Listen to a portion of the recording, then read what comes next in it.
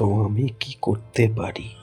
আমি তো গরিব জেলেকে তো কোনো সাহায্য করতে পারি না, সাহায্য করতে চাই না।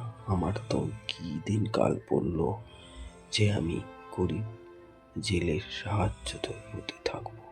যাও তুমি এখান থেকে, আমি তোমার কোনো সাহায্য করতে পারবো না, এটা আমার কথা বা আদেশ।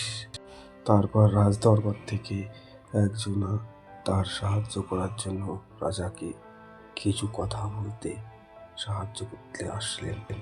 বলছি, জমিদার বাবু, আমি তো কখনো ভাবিনি যে আপনি এই সব ধরনের কথা বলবেন। আমাদের রাজ্যে তো এমন তো কোনো নিয়ম ছিল না যে কাউকে সাহায্য করা যাবে না। না না, আমি কোনো সাহায্য করতে পারবো না। ঠিক আছে, ওকে এখান থেকে চলে যেতে বলো, পড়োশিকে বলো চলে যে। রাজা ক্রোধিত হয়ে বললেন, পড়োশি, এই ছেলেকে ঘর থেকে ধাক্কা দিয়ে বের করে দাও।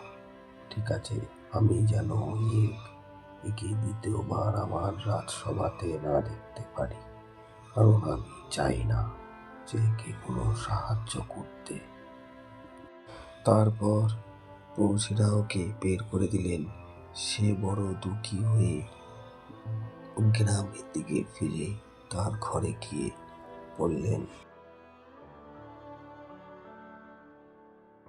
আমি তো ভাবতে পারিনি এমন হবে। রাজা মশাই তো এমন ছিলেন না, কেন উনি এমন করলেন তোকে? আমি তো কিছু বুঝতে পারলাম না। তুমি আগে বলতে পারতে মা, তাহলে আমি সেখানে যেতাম না। আমি তো খুব অপমানিত হইলাম, তাই না? এতটা কষ্ট পেলাম যে এই কষ্টটা আমি কি করে যেটা। তার দিদি বড় দুঃখী হয়ে বললেন, ভাই, কি আর করবি বল, কিছু তো আর করার নেই।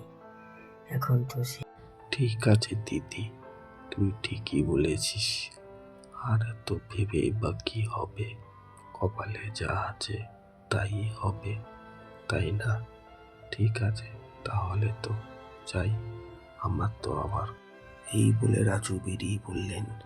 সে আবার সেই নদীর ধারে মাছ ধরতে গিয়ে দেখেন তার দুই বন্ধু এক জায়গায়।